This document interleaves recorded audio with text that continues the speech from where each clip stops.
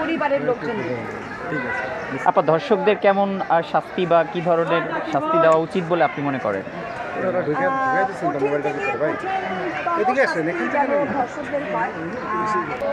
এই ধরনের কোনো বাজে কাজ করার আগে বুকটা যেন কাঁপে আরেকজনের, যে না আমি এটা করবো না, ভয়ে যেন অস্থির থাকে, শাস্তিটার কথা ভাবলে এরকম শাস্তি দেওয়া উচিত। আরেকটা কথা আমি বলতে চাই যে কোনো ধর্ষকের পাশে কোনো আইনজীবী যেন না দাঁড়ায়। কোনো আইনজীবীর মানে এটা একটা আইনজীবীর দায়িত্ব থেকে আমি বলবো যেটা দাঁড়ানো উচিত হবে। এই খবরগুলো যখন ডে বাই ডে আসছে সামনে, চিন্তায় গেল, প্রতিদিন ডাকাতি গেল, এখন ধর্ষণের যে বিষয়টা কেমন লাগে আসলে যখন এই যে ডে বাই ডে বা দিনের পর দিন ফেসবুকে স্ক্রল করলে এই ধরনের ঘটনা আসছে, আপনাদের কেমন নাড়া দেয়? না না, এগুলো দেখতে তো আসলে কারোই ভালো লাগার কথা না। এগুলো মানে মানুষের মানুষরূপী জানোয়ার আমার কাছে মনে হয় যে এদের আর কীভাবে এগুলো আসলে বাচ্চাদের প্রতি, বৃদ্ধা হোক মানে যেই বয়সেরই হোক, এখন তো দেখা যায় বয়স্ক লোকরাও দেখলাম যে এই ধরনের কুকর্মের সাথে জড়িত হচ্ছে। তো এগুলো আসলে বলার মতো না, একটা লজ্জার ব্যাপার। হ্যাঁ, সেটা পুরো বাংলাদেশের জন্য একটা লজ্জার ব্যাপার হয়ে গেছে। আসলে আমাদের এই যে একবার আমি এই কথাটা বলেছিলাম যে আমাদের দেশটা হচ্ছে একটা ফুলের বাগান। হ্যাঁ, তো এই ফুলের বাগানে যদি আগাছা অনেকগুলো হয়, যেমন মরা ফুল, মরা ডালপালা যদি থাকে, মরা পাতা যদি থাকে, সেগুলো কিন্তু আমরা ছেটে টেনে ফেলে দিই বাগানটাকে পরিষ্কার করার জন্য, বাগানটাকে সুন্দর রাখার জন্য। এই ধরনের মানুষগুলোকে মানে বাঁচিয়ে রাখার আমার মনে হয় না কোনো প্রয়োজন। আপা, বর্তমান দেশের যে আইন শৃঙ্খলা পরিস্থিতি, এই পরিস্থিতিতে শিল্পীদের কর্মক্ষেত্রে এই কিছু কিছু বেসিক যে মানবিক শিক্ষাগুলো, যদি এই শিক্ষাগুলো আপনি শিক্ষিত না হন, এটা যদি আপনি মনে করে ধারণ না করেন, তাহলে আমি যত যাই করি, আপনি কি জানেন যে গত বছর পুরো পৃথিবীতে 3,70,00,000 নারী যৌন নির্যাতনের শিকার হয়েছে। বাংলাদেশে তো কেমন নাকি পারিবারিক শিক্ষা তো একটা অবশ্যই একটা ব্যাপার, এটা ফলো করে। সামাজিক শিক্ষার একটা ব্যাপার আছে। আমরা দেখেন অনেক সময় হয় কি, দেখেন এই যে ইফটিজিংগুলো হয় বিভিন্ন স্কুল কলেজের সামনে, এগুলোকে কিন্তু আমরা খুব হালকাভাবে নেই। মেয়ে এসে বিচার দিল বাসে, আচ্ছা মা তুই মানে কালকে ওকে ধমক দিল বা টিচার এসে কিছু বললো, কিন্তু না, ইফ টিচারদেরও কিন্তু একেবারে প্রচণ্ড পরিমাণে মানে খুব শক্ত হাতে আইনিভাবে দমন করা উচিত। কারণ এখান থেকে এটা শুরু করে আমাদের সমাজে সারা বিশ্বে যেখানে নারীরা সমানতালে এগিয়ে যাচ্ছে, সেখানে বাংলাদেশের নারীদেরকে আমরা অনেক ছোট মনে করি। এটা হয় কি, এটা পারিবারিক যে শিক্ষার একটা ব্যাপার। বাংলাদেশে যেটা দুঃখের বিষয় যে 100%-এর মধ্যে বেশ অনেক পার্সেন্টই দারিদ্র সীমারেখার নিচে। তাদের মধ্যে শিক্ষার কোনো আধুনিকতা নেই। তারা মনে করে যে মেয়ে মানেই বিয়ে, মেয়ে মানেই বাল্যবিবাহ কমছে না আমাদের বাংলাদেশে। তারা নারীদেরকে বোঝা মনে করছে যে বিয়ে হলেই সব শেষ। না, একজন নারী 2টা গরু দিয়েও স্বাবলম্বী হতে পারে, 2-3টা মুরগি দিয়েও স্বাবলম্বী হতে পারে না? তো প্রত্যেকটা পরিবারকে এখনও সময় আছে, এরকম কিন্তু থামবে না।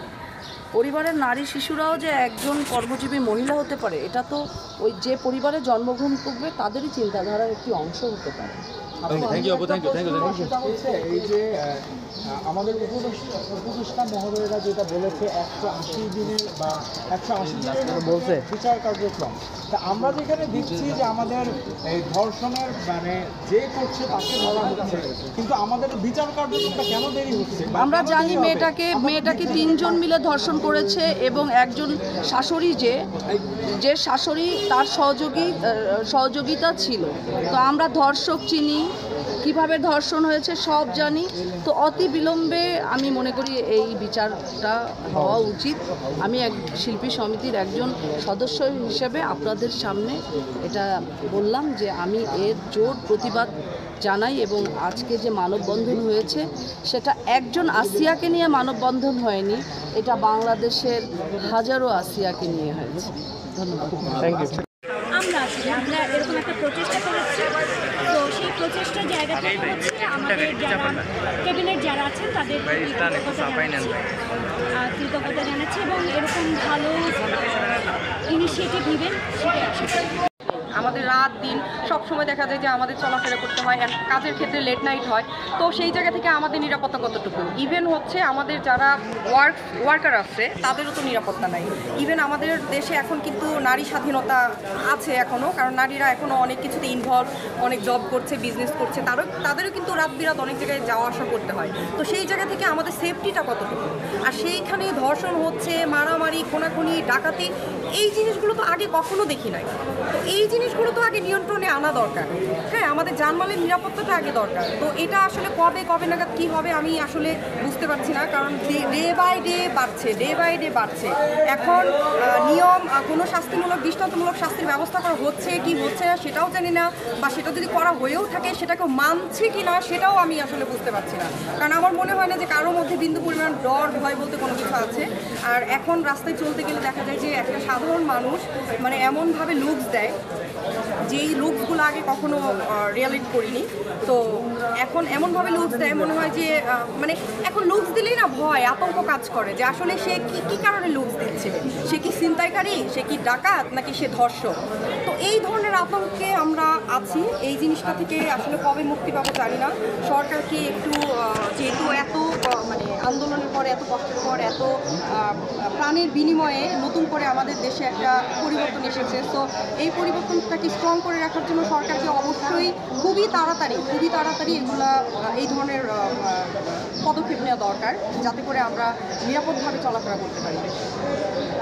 বলবো যে দায়িত্ববোধ থেকে এসেছি, মানবতার দিক থেকে এসেছি। একটা বাচ্চা মেয়েকে যেভাবে ধর্ষণ করা হয়েছে, সেই ধর্ষণটা একজন না, একে একে 3 জন মিলে বাচ্চা মেয়েটাকে ধর্ষণ করেছে।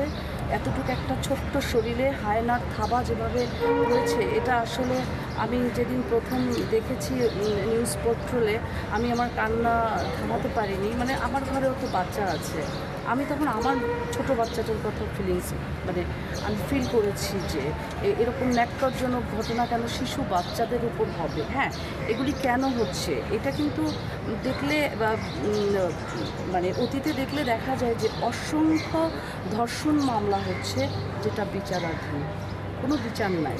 ধর্ষকরা বুঝে গেছে, ধর্ষকরা জেনে গেছে যে ধর্ষণ করলে, টাকা খরচ করলেই তারা জামিন পেয়ে যাবে। জামিন পেয়ে তারা আবার শিকারের জন্য হায়নার মতো খুঁজতে থাকবে। সো এটা একটা রুলস হয়ে গেছে। এবং এই যে ধর্ষণকারী যারা ভিকটিম হচ্ছে, তারা সমাজে একদম কিন্তু নিম্ন শ্রেণী, কিংবা একটু যাদের আর কি পারিবারিক বন্ধনটা ওরকম শক্ত জোরালো না, গার্জিয়ানের অভাব, অভিভাবকের অভাব, যেটা বলতে চাই যে অসহায় অবলা নারীরা, শিশুরা এটার ভিকটিম হচ্ছে। এখন যে আসলে অবস্থা, নিরাপত্তাহীনতা ভোগ করেন কিনা? মানে আপনি তো আসলে শিশু না, বাট সব বয়সী মানুষ শুধু নিরাপত্তাহীনতা তৈরি হয়েছে। আমরা চলচ্চিত্রের শিল্পীরা তো একটু বেশি নিরাপত্তাহীনতায় ভুগি, কারণ আমরা তো আসলে পাবলিক প্রপার্টি, আমাদের সবাই চিনি। তারপরে আমি আমার যতটুকু সম্ভব নিজের নিরাপত্তা আমি নিজে দেওয়ার চেষ্টা করি।